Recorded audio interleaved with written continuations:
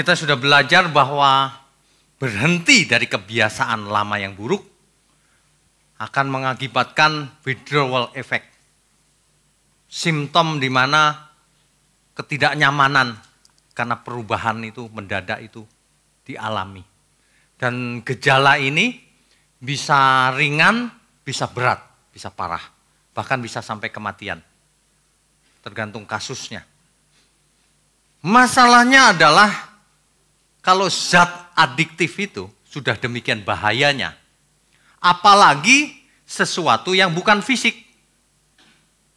Yang membuat manusia nyaman, tapi tidak berbahaya seolah-olah. Nah, ini bahaya. Segala sesuatu yang menyebabkan orang sakit, itu justru orang menjadi sadar dan berhati-hati kan. Saya makan salah nih, loh sakit perut, lain kali saya nggak mau makan itu. Tapi kalau dimakan, nggak apa-apa tuh. Nggak masalah. Saya makan lemak binatang, nggak apa-apa. Padahal itu apa-apa. Iya kan? Kelihatannya nggak apa-apa. Sementara di jantungnya mulai numpuk lemak. Numpuk. Mampet suatu hari, mendadak. Menyebabkan kematian. Ya, ada banyak hal di dunia ini kita mesti hati-hati. Yang kita mau bahas penting sekali itu ini. Masih hal yang sama, konsumsi. Sebenarnya yang lebih berbahaya itu adalah konsumsi filosofi dunia. Kalau cuma konsumsi makanan atau obat, masih bisa ditanggulangi. Kalau konsumsinya dunia, cara hidup dunia, ini sulit. Sebab kalau itu gampang, Tuhan Yesus nggak perlu datang. Jarak jauh bisa sembuh. Cara bekerjanya nggak begitu.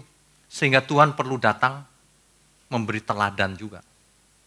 Hidup benar itu seperti ini loh. Tuhan yang memberi teladan. Ya. Jadi hidup yang cara dunia ini kalau sudah berlangsung lama menyebabkan rasa nyaman. Merasa segala sesuatunya baik-baik saja kok. Aku orang baik. Nah, ini bahaya ini. Terjebak dalam comfort zone itu bahaya. Orang tidak bisa berubah lagi. Padahal untuk berubah itu orang harus dibuat tidak nyaman. Sebab kalau orang sudah nyaman, aku sudah nyaman ya dia nggak mau berubah. Itu sebabnya kita harus selalu sadar. Jangan terjebak pada pasivitas. Pasif. Teologi yang nggak bagus itu, yang kurang baik itu, menyebabkan orang pasif. Misalnya begini. Kau udah selamat. Udah, nggak usah terlalu fanatik, udah selamat. Nggak usah serius-serius hidup kudus, manusia biasa kok. Tuhan yang nebus di kayu salib, sudah selamat. Ini bahaya ini. Orang harus digenjot, kau harus hidup kudus. Itu aja susah, apalagi cuma dikipas-kipas. Tidur, orang dikipas-kipas. Ya, kebenaran itu tajam. Kalau cuma menghibur, hati-hati. Jangan-jangan itu bukan kebenaran. Hati-hati, obat itu seringkali rasanya pahit. Kalau itu manis, bukan obat. Itu namanya permen. Jangan salah beli ya, nanti permen dipikir obat lagi. Oke. Jadi, kalau seseorang mengkonsumsi apa saja, kalau seseorang mengkonsumsi cara dunia dalam waktu yang lama, dia nyaman. Lama-lama itu menjadi ikatan.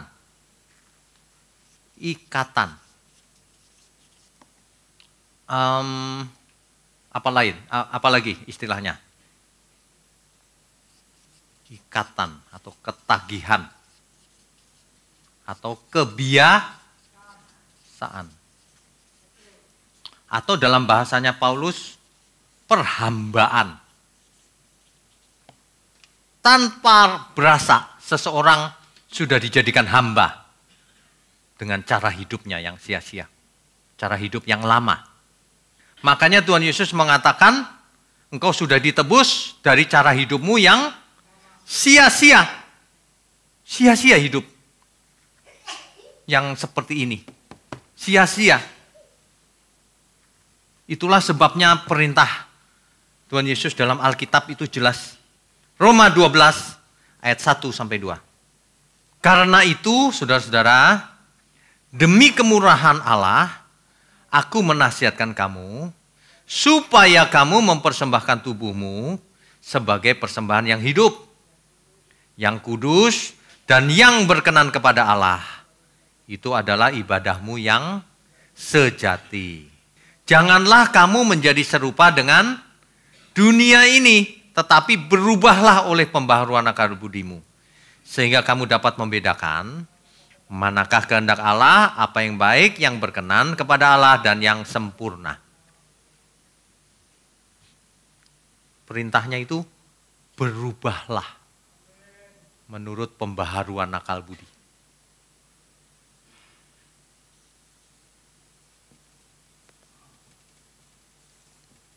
Berubahlah. Di dalam teks Alkitab itu kalimat perintah. Berubahlah. Metamorfoste. Disuruh bermetamorfosa kita. Bapak Ibu tahu metamorfosa? Ulat menjadi kepompong, lalu menjadi kupu-kupu. Saya itu dari dulu heran loh dengan peristiwa itu. Ulat itu kan sifatnya serakah ya. Satu pohon itu bisa gundul, padahal dia kecil loh. Terus ulat itu kan menjijikkan gitu ya. Ada orang yang ngelus-ngelus ulat, lucu ya kamu ya. Terus koleksi ulat, terus di rumahnya di mana-mana banyak ulat. Nggak ada kan? Nggak ada. Udah gitu serakahnya semua dimakan loh, sampai gundul. Ketika dia jadi kepompong, dia mati. Itu mati loh itu. Nggak bergerak, nggak makan, nggak minum kan? Kok bisa ya? Tapi kemudian apa yang terjadi? Ada kehidupan baru. Dia menjadi makhluk yang sama sekali berbeda dari natur sebelumnya. Betul nggak? Kupu-kupu tuh nggak mirip. Dilihat dari segi mana juga tetap nggak mirip. Kelakuannya juga beda banget. Sekarang jadi orang suka pelihara kupu-kupu. Kan bagus. Warna-warni terbang. Terus dia jadi bangsawan. Nggak mau makan sembarangan. Makannya cuma putik. Itu. Sarinya bunga ya. Nah, udah nggak menjijikkan juga. Udah bagus. Di foto juga bagus. Saya cuma penasarannya begini. Coba bisa diwawancara ya kupu-kupu itu ya. Kupu-kupu, kau ingat gak sih dulu kau ulat? Saya penasaran loh, ingat gak ya dia? Kalau dia ingat gitu ya, gitu gak dia? Mungkin suatu hari eksperimen ya, kupu-kupu kita liatin ulat. Dia ingat gak? Mengerikan loh itu ulat itu dibanding kupu-kupu. Bertolak belakang sifatnya. Kupu-kupu bisa terbang tinggi. Ulat cuma bisa, nggak bisa apa-apa. Metamorfosa. Kalimat itulah yang dipakai oleh firman Tuhan untuk memerintahkan kita. Berubahlah. Bermetamorfosalah. Dari makhluk duniawi menjadi makhluk surgawi. Jadi kepompong, mati. Matikan manusia lamamu. Perubahan itu bukan perubahan fisik. Dalam hal manusia bukan manusianya jadi kepompong. Bukan. Dalam hal manusia matikan manusia lamamu. Berubahlah menurut pembaharuan akal budi. Teks aslinya nous. Nous itu artinya pikiran, akal budi, mindset, pola berpikir. Berubahlah kau cara berpikir itu. Jangan begitu. Berubah pola hidupnya. Berubah karakternya. Berubah. Pakai akal budimu. Yang Tuhan inginkan itu seperti apa? Pakai akal budimu. Siap-siap. Hidup kudus, tak bercacat, tak bercelah. Jangan jadi ulet, jadilah kupu-kupu. Kan begitu ya. Ini luar biasa loh, Alkitab itu menjelaskan pakai bahasa-bahasa yang sehari-hari juga tuh. Ayo, berubah. Gak bisa perubahan itu ditunggu, siapa tahu nanti berubah sendiri Pak. Nanti kalau aku udah tua lah Pak, berubah sendiri. Gak ada, yang ada adalah makin tua makin jadi. Berubah itu harus niat memberi diri. Tuhan mau bentuk kita, tapi kita harus beri diri. Enggak mau diberi diri, siapa mau bentuk? Kita harus serius Bapak Ibu. Hidup cuma sekali, pendek, tidak ada reinkarnasi, tidak ada hair. Hidup sekali dihakimi mati. Kalau kesempatan yang cuma sebentar ini dilewatkan begitu saja, hanya gara-gara kebiasaan yang salah, hanya gara-gara tidak mau mematahkan segala ikatan, hanya alasannya macam-macam. Susah Pak, menderita aku.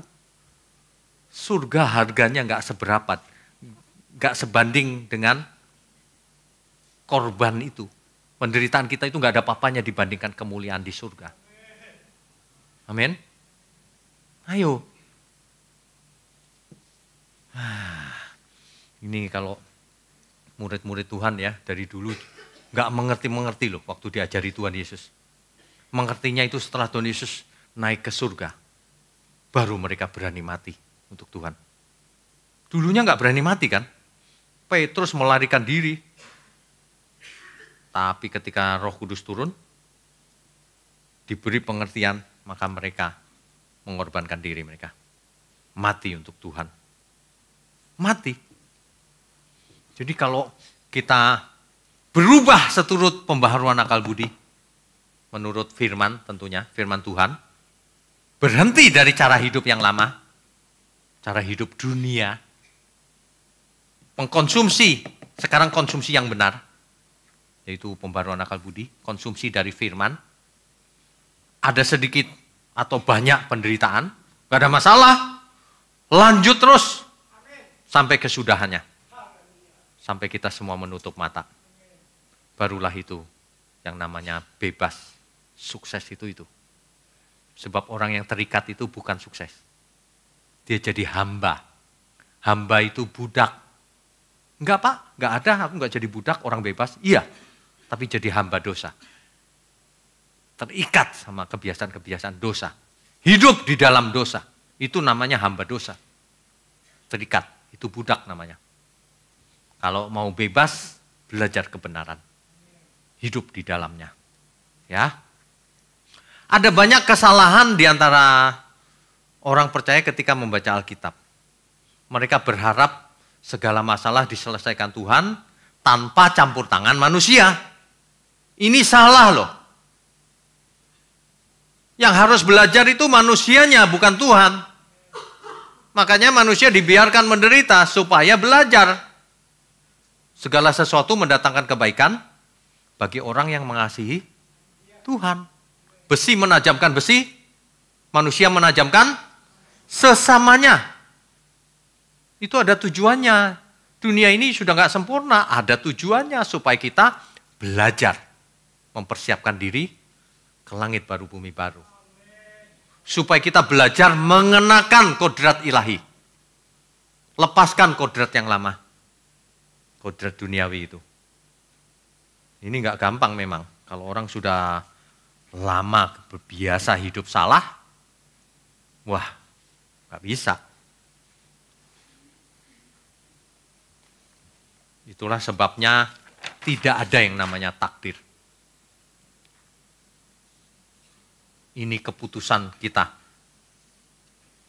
Bapak Ibu yang tahu flow chart tentu tahu simbol ini. Simbol ini artinya kita yang harus bikin keputusan. Mau berubah atau tidak. Bukan nasib. Kita yang harus putuskan. Kalau tidak bagaimana, kalau iya bagaimana. Kalau tidak, mati, binasa. Kalau iya, hidup. Hidup kekal. Jadi sebenarnya yang kita bicarakan ini soal hidup mati. Hidup kekal atau binasa. Berubah ini siapa yang memutuskan? Kita. Jangan tunggu besok. Masih banyak waktunya, Pak. Aku masih muda, masih lama lah mati. Besok mati. Apalagi yang sudah berumur. Yang sudah ompong katanya. Hati-hati. Perubahan ini tergantung kita. Tuhan mau kita berubah. Tuhan sudah sediakan segalanya yang dibutuhkan untuk berubah.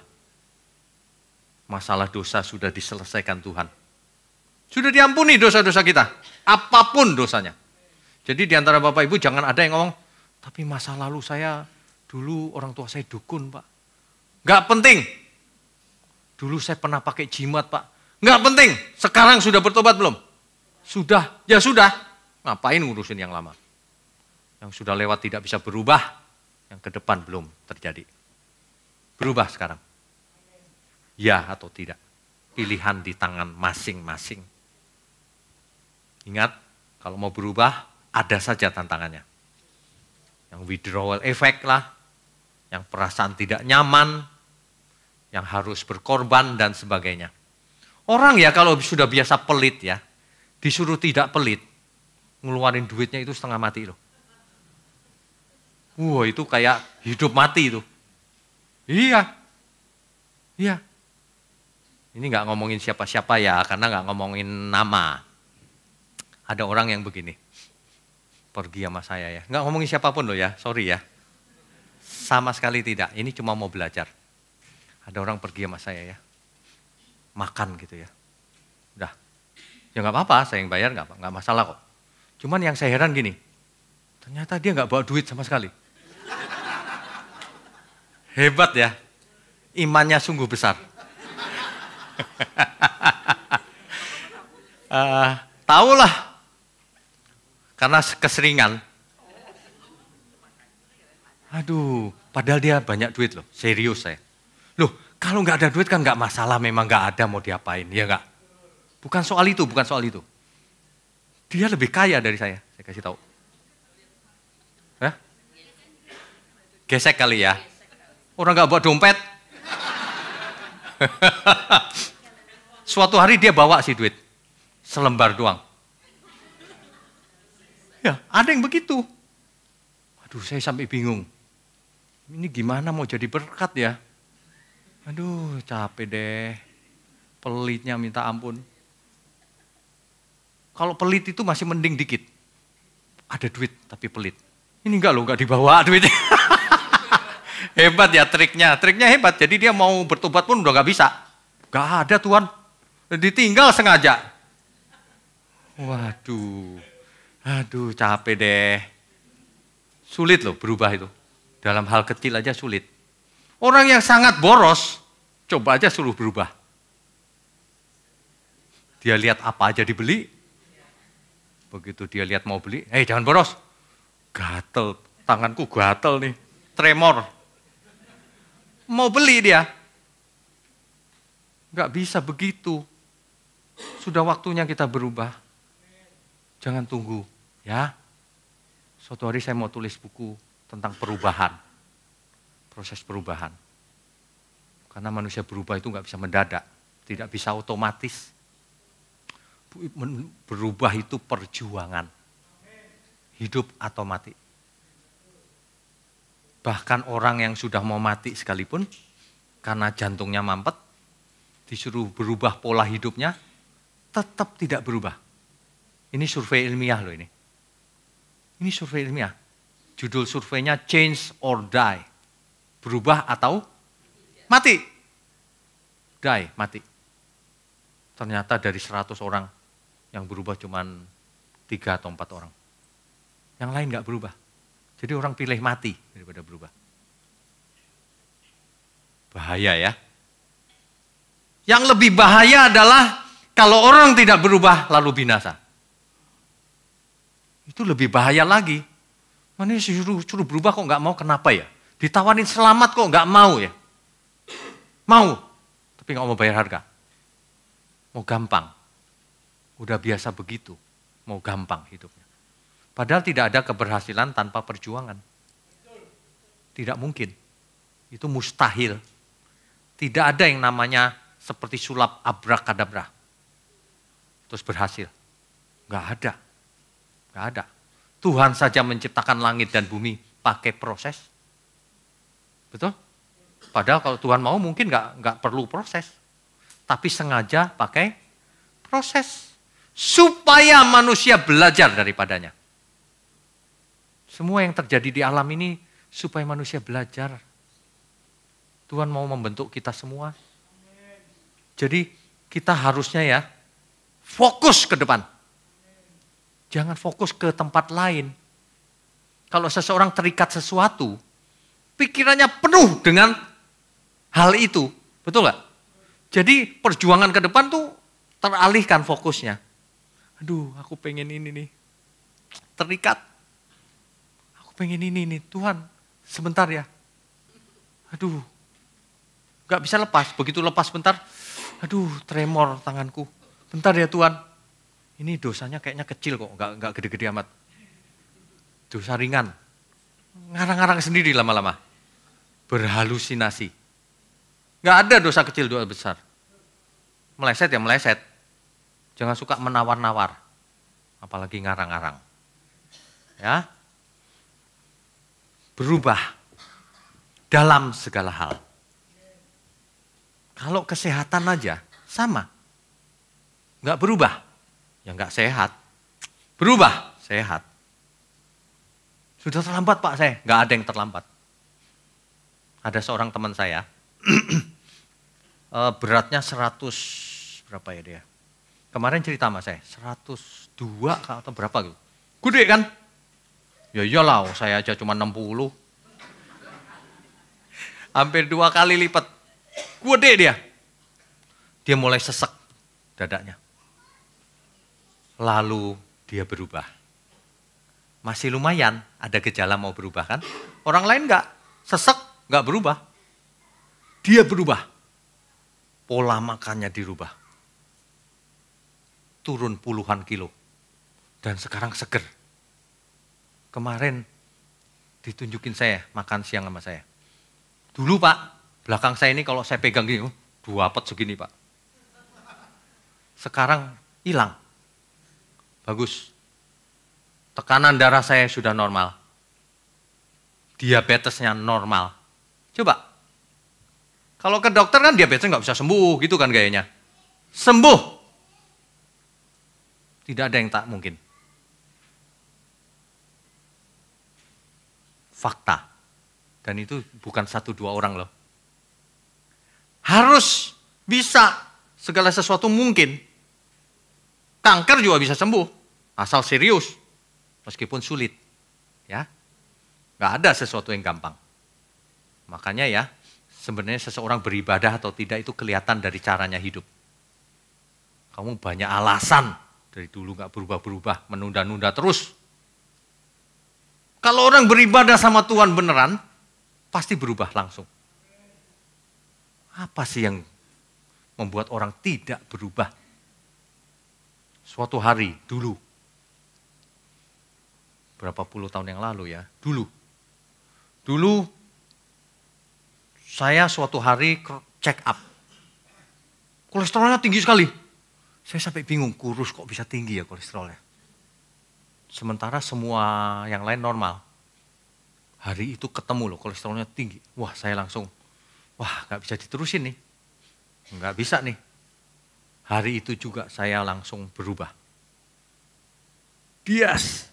saya nggak mau makan lagi itu.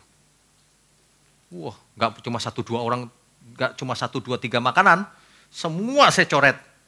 Saya mau ikut ini, yang benar. Berubah itu begitu. Tapi berapa hari kemudian, Imlek.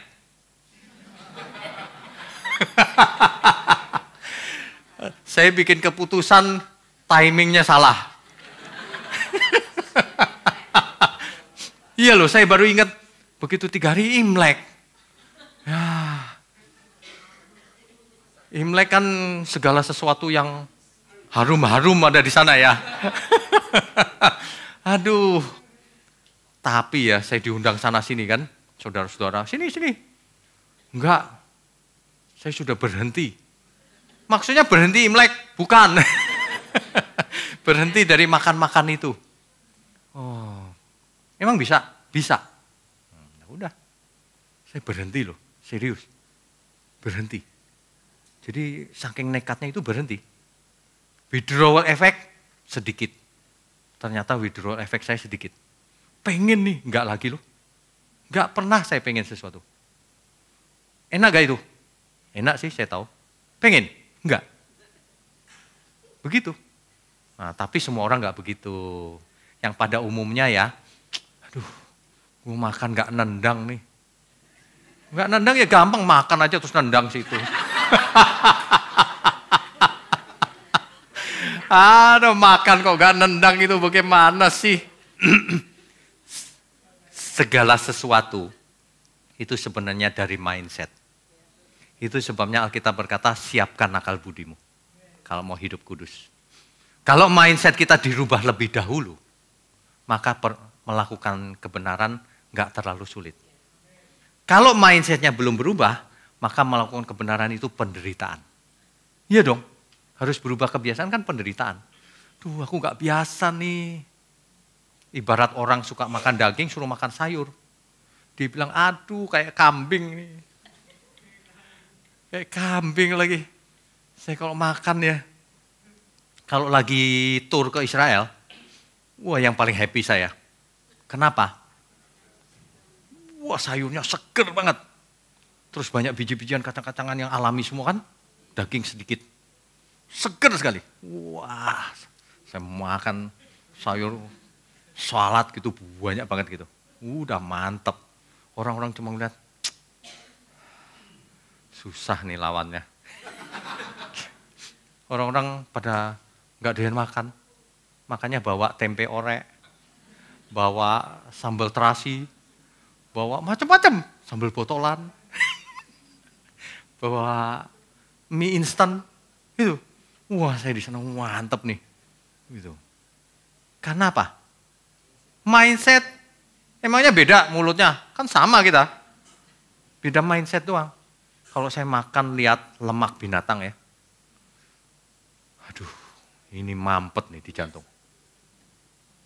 Gak doyan akibatnya. Jangan gini, ini yang bikin enak. Itu kan mindset sebenarnya, bener gak? Ada orang yang ngomong, saya pernah ngomong begini, ini ilustrasi aja. Jangan pernah makan kerang. Itu paling kotor di dunia. Semua penyakit ada di sana. Sebab kerang itu diciptakan Tuhan untuk menyerap kotoran dari lingkungan. Baik polusi kimia, bakteri, virus, dan sebagainya diserap oleh dia. Begitu diserap dia, yang terakhir menyerap, nyampe ke meja makan. Kerang masak Padang, saus Padang. Wah mantep nih, diseraplah perhentian terakhir di manusianya. Gimana gak sakit?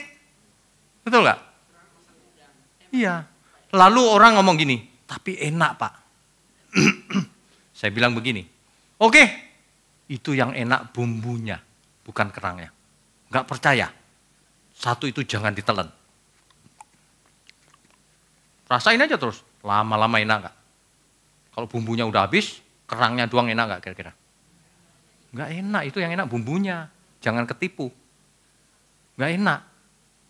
Iya serius, coba aja kerang mentah, cobain. Enak gak?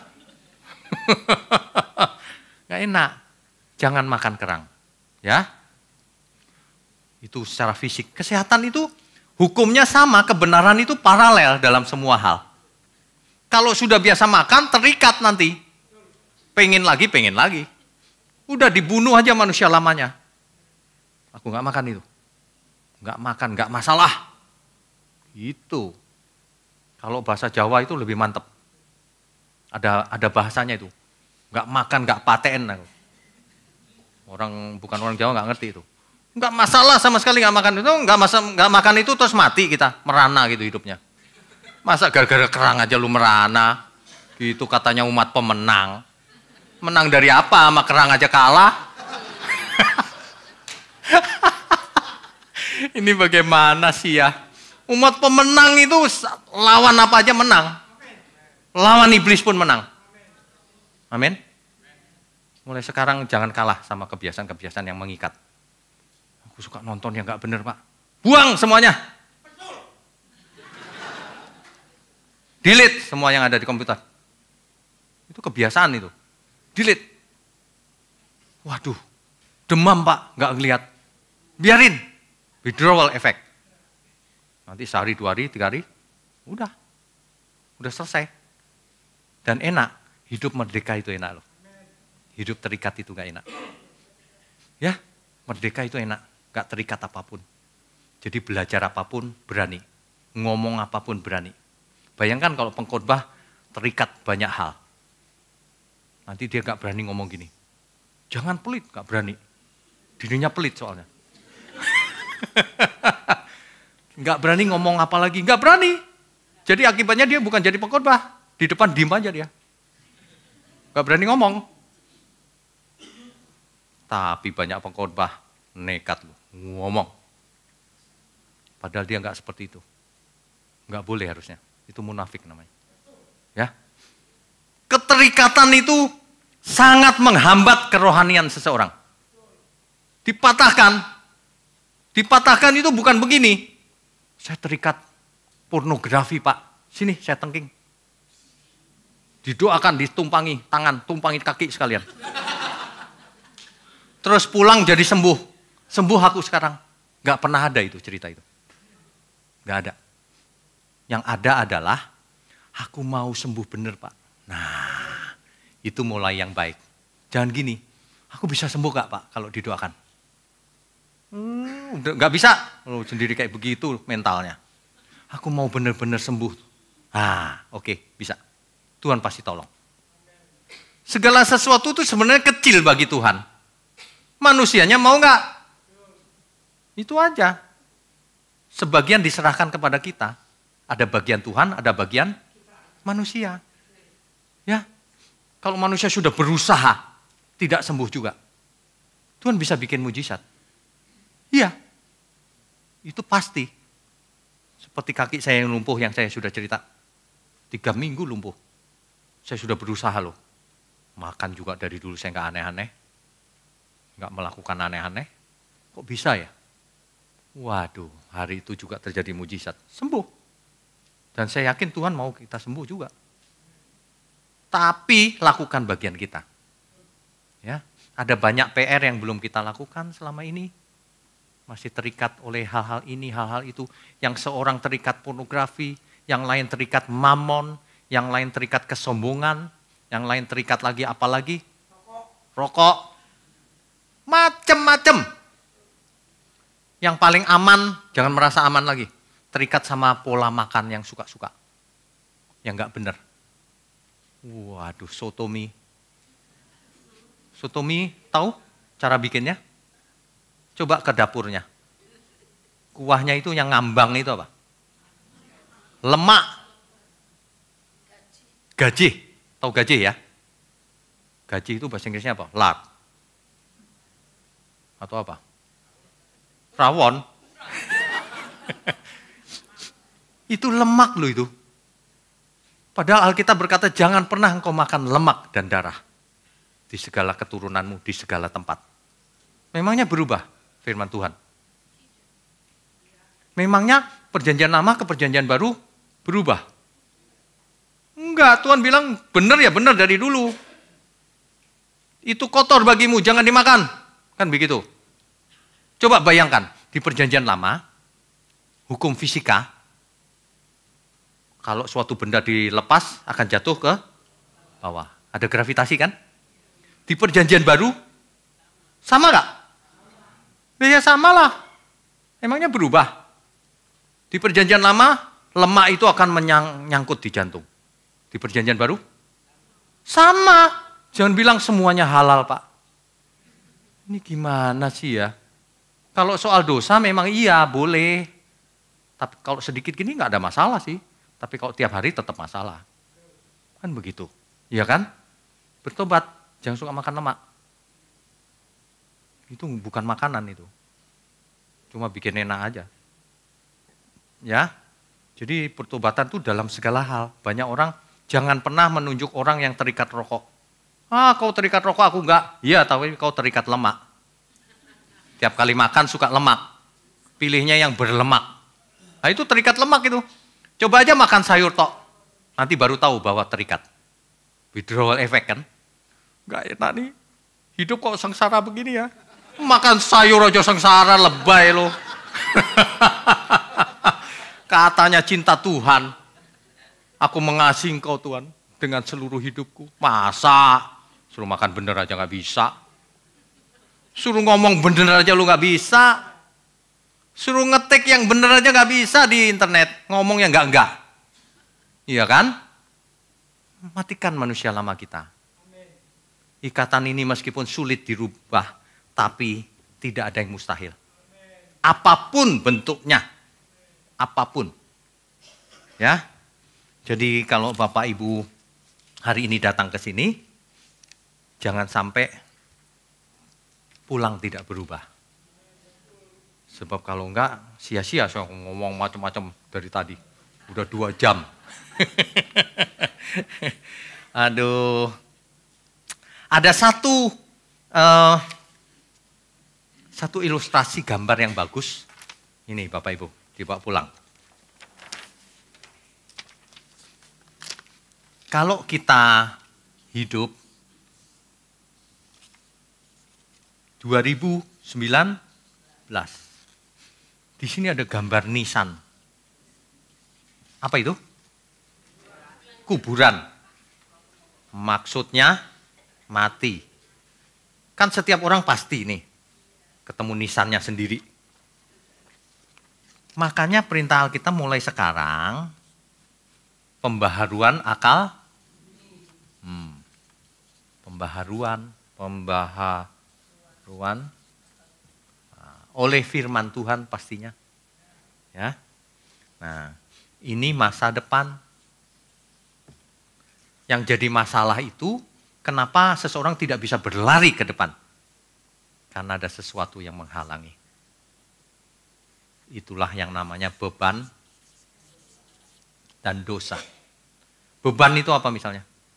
Apa yang membebani seseorang? Ikatan.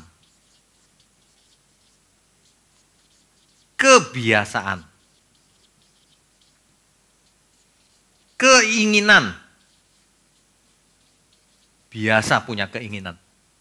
Ya kan? Apalagi? Perhambaan. Perhambaan. Kalau seseorang menjadi hamba sesuatu, maka ia tidak bisa lari ke depan. Itulah yang dimaksud oleh Alkitab, tanggalkanlah beban dan dosa. Dosa. Beban dan dosa. Nah, sebenarnya ya kalau kita sudah sampai di sini semuanya sudah mengerti. Secara nalar sudah mengerti. Tinggal prakteknya. Justru praktek itulah yang sulit. Kalau teorinya bisa diseminarkan. Kalau prakteknya masing-masing harus praktek. Kalau enggak percuma. Paulus memberikan satu contoh soal makanan. Memang segala sesuatu halal bagiku.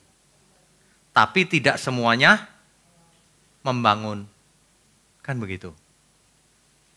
Aku tidak membiarkan diriku diperhamba oleh apapun. Nah itu Paulus. Jangan terikat sesuatu. Itu diperhamba namanya. Dijadikan budak sama dia. Sehingga hidup kita nggak bebas. Hidup kita harus bebas. Kalau mau jadi murid Tuhan. Kan begitu. Ya. Oke. Ingat, jangan lambat untuk berubah. Nanti terlambat. Banyak orang lambat disuruh berubah. Sehingga akhirnya terlambat. Sebab setiap saat kita bisa mati. Sebelum itu kita berubah. Ya. Seperti tadi saya utarakan. Manusia itu sebenarnya semua pengen selamat. Cuma punya ambivalensi. Ambivalen. Ingin mengejar kebenaran. Tapi sekaligus takut akan kebenaran. Sebab manusia takut jika menyerahkan diri kepada kebenaran, dibawa ke tempat yang dia tidak suka. Keadaan yang dia tidak suka. Makanya orang membatasi diri ke gereja. Makanya orang membatasi diri mau belajar yang sungguh-sungguh. Takut. Takut miliknya disuruh serahkan. Ada banyak gereja yang memanfaatkan juga sih. Setiap datang, serahkan yang ada padamu. Bukan itu maksudnya. Serahkan itu, serahkan hidup. Coba bayangkan kalau Bapak Ibu seminar gitu ya. Lalu sediakan kantong. Yang gede kantongnya. Edarkan. Bapak Ibu masukkan semua yang ada padamu. Semua yang melekat. Baju jangan. Seminar berikutnya nggak ada yang datang. Itu kan akal-akalan sebenarnya. Bukan. Serahkan hidup kita untuk Tuhan. Bukan ke gereja, bagi Tuhan. Itu yang benar, ya. Jadi banyak orang juga ingin sembuh dari penyakit, tapi periksa aja nggak berani. Takut ketahuan sakitnya. Lah kalau takut ketahuan sakitnya gimana mau sembuh? Harus tahu sakitnya apa baru kita obati. Kan begitu. Banyak orang mau sehat, tapi nggak mau berubah pola makannya. Bisa nggak ya? Suplemen apa yang paling bagus? Aku mau sehat nih. Suplemen yang paling mahal. Bisa nggak ya? 1 pil aja tapi super. Jadi hebat semuanya. Nggak ada. Nggak ada itu.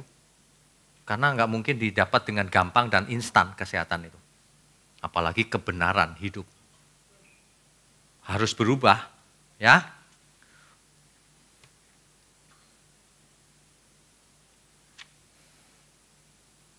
Perubahan ini sebenarnya inti dari semua kebenaran. Kalau orang nggak mau berubah itu percuma. Dikasih tahu apapun percuma. Ya. Makanya ya, kalau Bapak Ibu rajin ke pendalaman Alkitab, rajin ke seminar, rajin ke gereja, itu bukan dalam rangka apa. Itu supaya diingatkan terus, supaya impartasi rohnya itu terjadi. Kan ini bukan seminar seperti motivator. Motivator cuma transfer knowledge. Ini transfer spirit. Supaya roh itu, kita punya roh yang sama, yang benar. Kalau pengajarnya nggak benar ya udah percuma. Roh apa yang ditransfer? Nggak praktek hidupnya. Iya kan? Nah, transfer roh. Di samping itu kalau Bapak Ibu lagi sendirian, transfer Roh Kudus ada dalam diri kita. Ayo panasi diri terus. Mesti memacu diri setiap saat. Jangan kalau udah pulang udah selesai seminarnya. Saya nggak pernah loh kendor. Saya lagi setir sendirian aja, saya dari tadi perjalanan juga saya ngomong, Tuhan ajari aku terus Tuhan. Aku nggak tahu mesti bagaimana supaya orang berubah. Nggak tahu loh. Khotbah udah dikencengin, seminar udah disering-seringin, udah dijelasin, jelasnya udah jelas banget kayak anak kecil kan ini. Ya enggak? Saya bisa loh khotbah dengan canggihnya. Pakai bahasa Yunani, Ibrani, diruwet-ruwetin, canggih, kelihatan pinter. Bisa. Tapi enggak, kayak anak kecil. Digambarin, gampang bener. Iya loh, bener. Jadi Tuhan kurang apa lagi ya Tuhan. Ampun deh kalau ada yang belum tepat. Kan gitu. Udah gitu, udah diem aja gitu. Nyanyi sendirian di mobil. Gak ada orang loh. Gak tahu ya kalau sebelah saya lihat itu ngapain sih. Iya loh. Saya kadang-kadang pilih lagu yang simpel-simpel aja tapi yang spiritnya bagus. Ya. Saya itu suka banyak lagu sih. Salah satunya gini. Menyenangkanmu, senangkanmu.